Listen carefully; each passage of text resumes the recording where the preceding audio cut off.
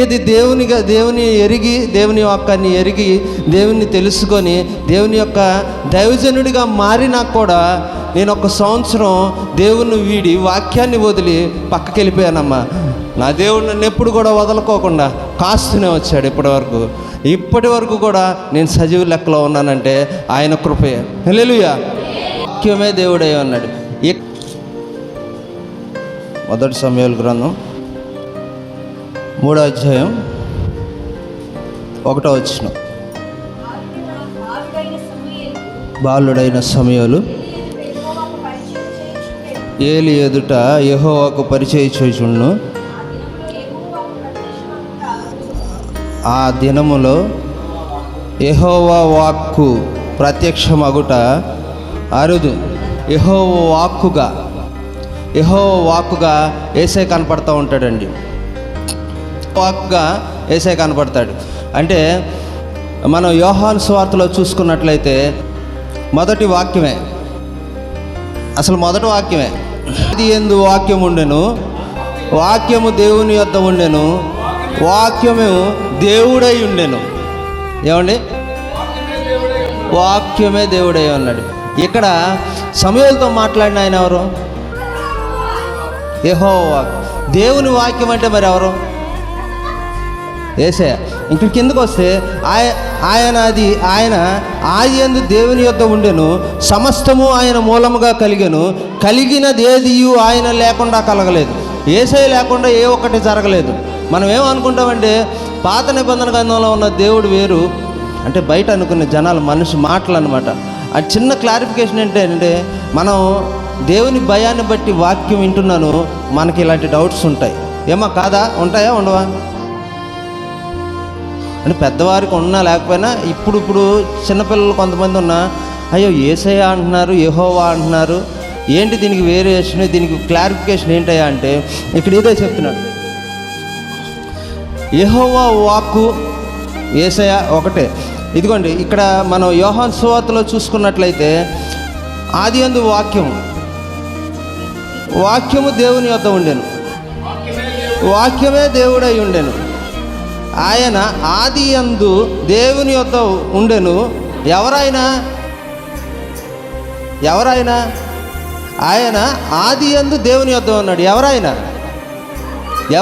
ఆయన అంటే ఎవరు? వాక్యం. ఆయన అంటే వాక్యం.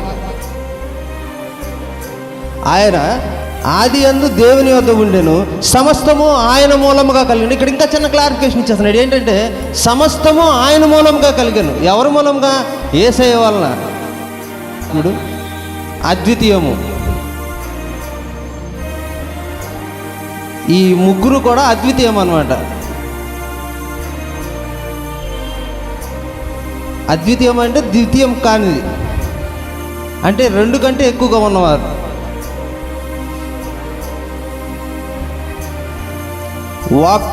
ఈ వాక్కు ఎక్కడెక్కడి నుంచి ఎవరెవరితో ఎక్కడ దాకా మాట్లాడిందంటే చివరికి హిజ్కియా దగ్గర కూడా మాట్లాడదు. అయ్యా నువ్వు చచ్చిపోతావు, హిజ్కియా మహారాజు దగ్గరికి వచ్చి యెషయా గారు దేవుడు మిమ్మల్ని చావుకు సిద్ధంగా ఉండమన్నాడంటే అంతఃపురం నుంచి బయటకు వచ్చి గుమ్మం బయటకు వచ్చే లోపే ఆయన మోకాళ్ళు వేసి ప్రార్థన చేసేస్తాడు. నాయనా నాకు ఇంకా పనులు ఉన్నాయి, నాకు కొద్దిగా సమయం కావాలి అంటే అక్కడ కూడా యెషయా గారితో మాట్లాడింది యెహోవా వాక్కు, స్వరము. మక్కును పంపి ఇక్కడ మొత్తం ఈ బైబిల్ మొత్తానికి కానీ సృష్టి మొత్తానికి కానీ ఇక్కడ జ్ఞాపకం చేసుకోవాల్సింది ఏంటంటే ఆయన తన వాక్కును పంపి మన పాపాలకి ఏంటి ప్రతిగా బలియాగం అవటానికి ఆయన తన వాక్కును పంపాడు. బలియాగానికి పంపింది ఏంటి? తన వాక్కును పంపాడు. మన జ్ఞాపకం ఉంచుకోవాల్సింది ఏంటంటే వాక్కు. ఈ వాక్యాన్ని నమ్మితే ఏదైనా సాధించగలుగుతాం. హల్లెలూయా, హల్లెలూయా. మనం ఎప్పుడు కూడా ఈ వాక్యాన్ని వెంట పెట్టుకుంటే, అంటే వాక్యాన్ని వెంట పెట్టుకోవడం అంటే బైబిల్ని వెంట పెట్టుకోవడం కాదండి. హల్లెలూయా. బైబిల్ని వెంట పెట్టుకోవడం కాదు, వాక్యాన్ని ఎప్పుడు కూడా మనం స్మరించుకుంటూ ఉండాలి. వాక్యం ఈరోజు మనం రోజు చదివే వాక్యమే కదా అనుకుంటే వాక్యం 1000 రకాలుగా వినపడుద్ది, వాక్యం 10,000 రకాలుగా వినపడుతుంది. ఒక వచనమే 10,000 రకాలైన అర్థాలు, 10,000 రకాల 10,000 కాదు, నన్ అదర్ దాన్ వాక్యాలకి లెక్కలో, అంటే వాక్యం యొక్క అర్థానికి లెక్కలో ఉండదు. నువ్వు ఈరోజు ఈ వాక్యం చదివినా ఆ వాక్యమే నీకు సమాధానమై ఉంటుంది. ఆమేన్. ఆ వాక్యం సమాధానమై ఉండటమంటే వాక్యాన్ని నమ్మిన వాళ్ళు ఎప్పుడు కూడా పాడైపోయినట్లు లేదు. మనం బైబిల్ నమ్మిన వారం అయితే బైబిల్ దేవుడు చెప్పేది ఏంటంటే, ఆ రాజు మనకు చెప్పేది ఏంటంటే వాక్కును నమ్మండి. వాక్కును ఎప్పుడు కూడా మీకు మీ అయ్యగారు వాట్సాప్లో వాక్యాలు పెడతారు కదా, ఎందుకు అవి పెడుతున్నారు?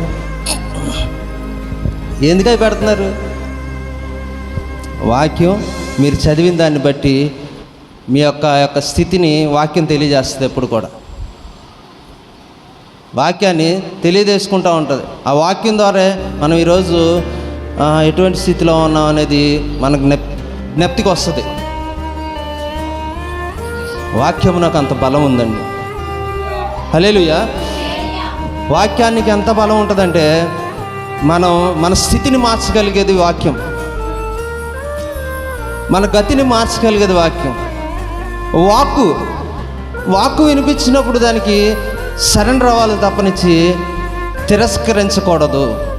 ఏనాడైతే తిరస్కరిస్తామో ఆనాడు దేవుడు మనల్ని వదినను కష్టంలో ఉన్నప్పుడు ఎప్పుడు కూడా కాస్తూనే ఉంటాడు దేవుడు. నేను వాక్యానికి, అంటే ఆ రోజు నేను వాక్యం మాట్లాడేటప్పుడే నాకు ఆ తలంపు వచ్చింది కాబట్టి దేవుడు ఏమన్నా అలాంటి పరిస్థితుల్లోకి నన్ను తీసుకెళ్తున్నాడేమో అని చెప్పి నేను దేవునికి దూరం అయిపోయాను. మా చెల్లితో, అంటే మీ అమ్మగారితో నాకు ఏమంటుందంటే, అన్న అలా చేయకూడదు, తప్పు చేస్తున్నావు నువ్వు అని. లేదమ్మా, నేను ఇంకా దాటిపోయాను, దేవుని పరిస్థితి నుంచి నేను పక్కకు వచ్చేసాను, నేను వల్ల కాదు, నేను ఆ సీట్లోనూ కూర్చోలేను, విశ్వాసుల దగ్గర కూర్చోలేను, బలిపీఠం ఎక్కలేను అని మాట్లాడి నన్ను చావు చూపించింది దేవుడు కాదు, శోధన. ఎందుకంటే ఆ చీకటికి నేను పని చేస్తే భయం. దేవుని నామాన్ని బట్టి ఎవరు పని చేసినా సరే చీకటికి భయం. నేనే గొప్పని కాదు, కాకపోతే ఏంటంటే దేవుని నామాన్ని బట్టి, దేవుని యొక్క వాక్యాన్ని బట్టి ఏ ఒక్కరు పనిచేసిన అపవాదికి భయం. అందుకనే తొలగించాలని చూస్తాడు. ఆ ప్రాణ భయం కలిగిన నాకు కలగకుండా చేశాడు దేవుడు. హల్లెలూయా. ఇంకేం లేదు, భయపడిపోతాను, చచ్చిపోతే ఏమవుతుంది అని అనుకునే సమయానికి చెవులో వినిపించిన వాక్యం ఏంటంటే, నువ్వు తెల్ల బట్టలతో చనిపోతావు, నీవు మరణము ఏంటి తెల్లని దుస్తులతో కలుగుతుంది. ఇక చిన్న కోఇన్సిడెన్స్ ఏంటంటే, నా విషయంలో నాకు ఎప్పుడు నేను ఇబ్బంది పడినానో ఆ విషయం మా చెల్లి, మీ అమ్మగారికి తెలుస్తూ ఉంటుంది. కావాలంటే అడగండి ఆవిడ. హల్లెలూయా. ఆవిడ చెప్తే, నేను ఇంటికి వచ్చి ఈ విషయం చెప్తుంటే నాకు ఎప్పుడో దేవుడు చెప్పాడనియా, నువ్వు తెల్ల బట్టలతోనే చనిపోతావని, నీకేం కాదు. హల్లెలూయా. నాకు వినిపించిన సర్వం ఏమిటి? ఇక్కడ నేను చెప్పేది ఏంటంటే, దేవుని వాక్యం, దేవుని యొక్క వాక్కు అలా గట్టిగా పనిచేస్తూ ఉంటుంది. మనం ఎప్పుడు కూడా ఈ వాక్యాన్ని మీరు పనిచేయాలంటే కష్టం. నేను సంవత్సరం కష్టపడ్డాను బయట. ఏది దేవుని ఎరిగి, దేవుని వాక్యాన్ని ఎరిగి, దేవుని తెలుసుకొని, దేవుని యొక్క దైవజనుడిగా మారినా కూడా నేను ఒక సంవత్సరం దేవుణ్ణి వీడి వాక్యాన్ని వదిలి పక్కకి వెళ్ళిపోయానమ్మా. నా దేవుడు నన్ను ఎప్పుడు కూడా వదలుకోకుండా కాస్తూనే వచ్చాడు ఇప్పటి వరకు కూడా నేను సజీవ లెక్కలో ఉన్నానంటే ఆయన కృపే. హల్లెలూయా.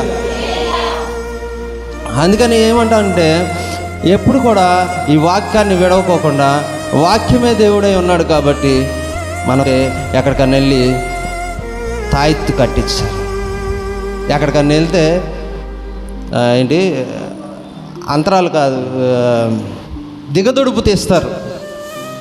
హైందవంలోనైతేనేమో దిగదొడుపు తీస్తారు, కింద నుంచి పైకి చీపిరితోనో వేప మండలతోనో దిగదొడుపు తీస్తారు. అట్టి దిగదొడుపులతో పని అవ్వదమ్మా, అట్టి అంతరాలతో పని అవ్వదు, కేవలం ఈ మాటతోనే పని అవుతుంది. హల్లెలూయా. ఈ మాటను నమ్మే వారు ఎప్పుడు కూడా పాడైనట్టు అసలు చరిత్రలోనే లేదు. కాకపోతే అందరూ ఏమంటారంటే ఏముంది చిన్న మాటే కదా. ఏంటండి ఏముంది చిన్న మాటే కదా. ఆ చిన్న మాట గట్టిగా పనిచేస్తుంది. హల్లెలూయా, హల్లెలూయా. అందుకని చెప్పి ఏంటంటే ఎప్పుడు కూడా ఉదయాన్నే కాదు, మీకు ఎప్పుడు కనిపిస్తే అప్పుడు చిన్న వాక్యం, దేవా నాతో మాట్లాడు అని ఒక వాక్యం చదువుకోండి. ఆ వాక్యమే మీతో పాటు తోడుగా ఆ రోజు మొత్తం మిమ్మల్ని కాస్తుంది. హల్లెలూయా. దేవుడి చిన్న మాటలు దీవించును గాక. ఆమేన్.